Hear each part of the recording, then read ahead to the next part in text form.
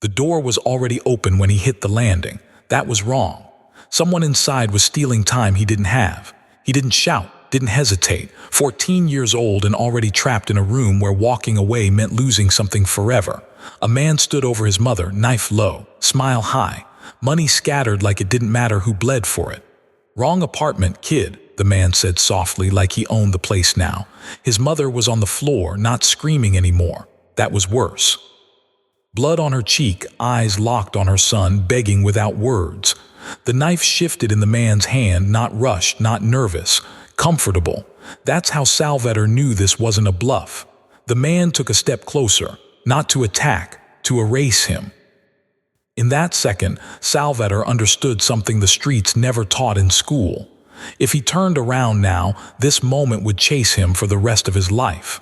If he stayed, something else would be born. And whatever came out of this room wasn't going to be a boy. Before that afternoon, Salvatore Lucania survived by not existing.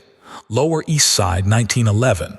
You learned early where not to stand, who not to look at, which corners collected teeth and which ones collected bodies. Gangs didn't need maps. They carved borders into kids who didn't listen. Police didn't rush for Italian screams. They arrived late, if at all. So Salvatore kept his head down. Invisible was safer than brave. School in the morning, straight home after.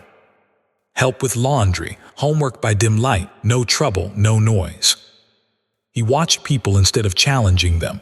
He noticed who lied, who owed, who moved first when things went bad. He wasn't loud. He was accurate. Poverty wrapped itself around the family like a second set of walls. 5 families, 1 bathroom.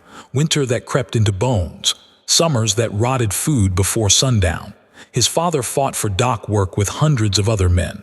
His mother traded skin from her hands for coins that never stretched far enough. Every dollar mattered. Every mistake cost more than money. That's why the scream shattered everything. It followed him up the stairs, not fear, urgency. The apartment smelled like iron and panic. The purse was empty. The week's work bled across the floor in loose bills. The man's eyes flicked over Salvatore and dismissed him instantly. That dismissal was fatal. He just didn't know it yet. "Go," his mother whispered, "please." The knife rose a little, just enough to underline the point. Salvatore didn't move. His mind ran numbers faster than his heart. He could be down the stairs in seconds, on the street screaming, but screams drowned here. By the time help came, if it came, the damage would already be done. The man stepped closer, close enough to smell, close enough to end it. That's when something snapped loose. Not anger, clarity. Salvatore stopped thinking like someone who wanted to survive and started thinking like someone who needed control. The room had answers if you looked fast enough. Metal, weight, distance. He moved, not back, forward. The pan came off the wall hard, heavy, honest. The man saw it too late. The knife never got a chance to matter. The sound wasn't dramatic, it was final, once, twice. Again, because stopping too soon was how you died. The man collapsed like his strings were cut. The knife skidded across the floor. Silence rushed in to fill the space violence left behind. Salvatore stood there breathing, pan raised, waiting for a problem that didn't come. His mother stared at him like she was seeing a stranger wearing her son's face. "What did you do?" she whispered. He didn't answer. He didn't need to. Outside, footsteps echoed somewhere in the building. Voices. Life continuing like nothing had changed. Inside that apartment, everything had, and they were out of time. The end. They didn't argue. That's how you knew the situation was real. His mother was already moving, wiping blood with shaking hands, eyes sharp despite the fear. She checked the man's pulse, then looked back at Salvatore. Not relieved, calculating. "He's breathing," she said. "That's not good enough." Noise traveled fast in buildings like this, too fast. Someone always heard something. Someone always looked the other way until they couldn't. "If they find him here," she continued, lowering her voice, "they won't ask who started it, they'll ask who finished it." Salvatore understood immediately. This wasn't about truth. This was about endings. They dragged the body together. Dead weight, slippery. Every scrape against the floor sounded like a confession. Doors stayed closed as they passed. Neighbors pretended walls were thicker than they were. That was the rule. You didn't see, you didn't know, you stayed alive. The back stairs smelled like rot and old secrets. The alley waited narrow and filthy, stacked with garbage and shadows. They propped the man against the wall like he belonged there, like he chose this corner to rest. Will he live? Salvatore asked. His mother didn't answer. That was answer enough. Back upstairs, they erased what they could. Water, rags, silence. The pan disappeared, hands scrubbed raw, faces reset. When his father came home, the story was simple. A scare. A robber gone before help arrived. No lies, just omissions. 3 days later, the alley gave the body back. Police knocked. Questions floated without weight. No one had seen anything. No one ever did. The file closed fast. Another name swallowed by the street, but the street remembered. Whispers spread sideways, never straight. A man touched the wrong family. A boy didn't break. People started watching Salvatore differently. Not fear, not yet. Something closer to respect. A month later, someone laughed and called him lucky. Salvatore smiled and didn't correct him, because luck had nothing to do with it. And somewhere deep inside, something quiet and dangerous was learning that control didn't come from noise. It came from results. The name followed him before he accepted it.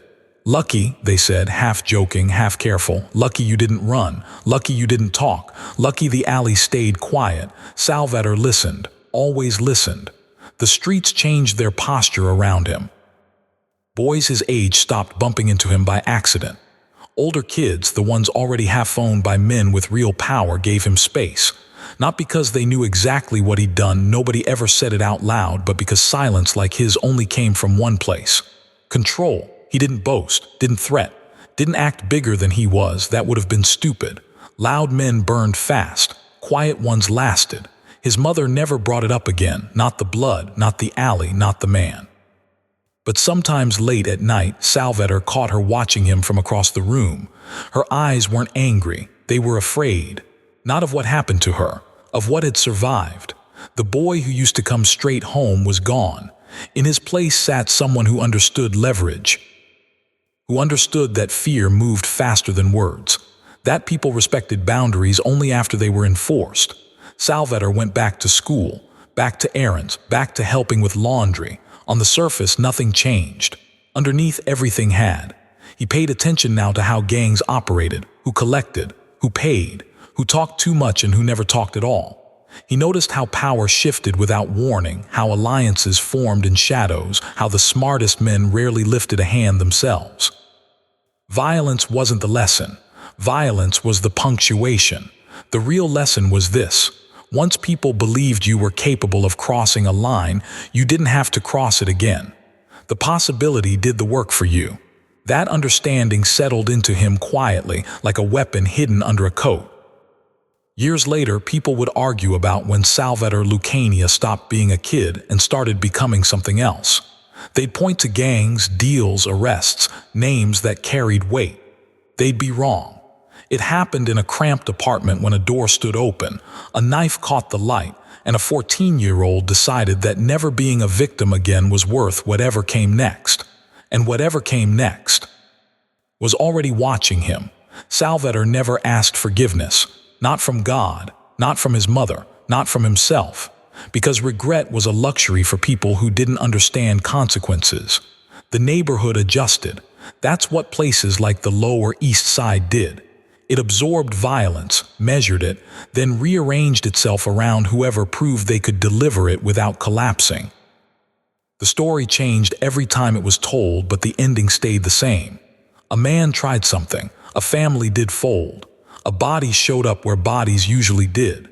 Nobody said the boy's name out loud. They didn't have to. At home, the silence was heavier than any argument could have been. His mother kept cooking, kept working, kept praying, but the prayers changed. They weren't for safety anymore. They were for restraint. She de-raised a quiet son. What sat across from her now was still quiet, but no longer soft. Salvatore noticed everything. How adults lowered their voices when he entered a room. How lies stalled when he held eye contact. How fear didn't always look like panic. Sometimes it looked like courtesy. He understood then that power didn't announce itself. It waited. It let other people fill the space with their assumptions. All you had to do was not correct them. The name Lucky stuck because people needed a reason. They needed to believe survival came from fortune instead of choice. It made the world feel safer that way. Salvador never bothered correcting them because luck fades. Decisions don't.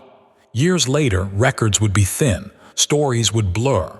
Some would say the moment never happened. Others would say it happened worse than anyone admitted. The truth didn't matter anymore. What mattered was what followed. A boy learned that fear could be managed. That violence worked best when it was brief. That silence was louder than threats.